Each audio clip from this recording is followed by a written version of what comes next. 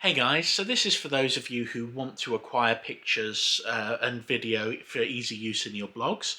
So basically, if you don't take the photographs yourself, and you should be able to because pretty much everyone with a smartphone can take a picture, a nice picture of an item, product, or whatever you need to for the blogs.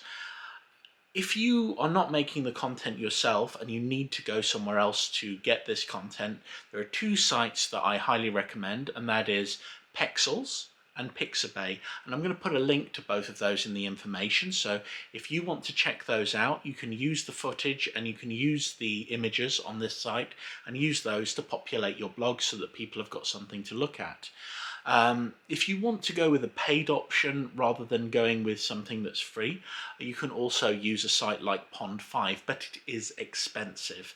So if you want to keep your costs down to a minimum and utilize the work of some fantastic photographers, Pexels and Pixabay have got a whole shed load of beautiful photographs that you can use in your blogs to spice them up and make them nice. Anyway, I hope this has been really helpful for you. You have a lovely day and thanks for joining me. Bye.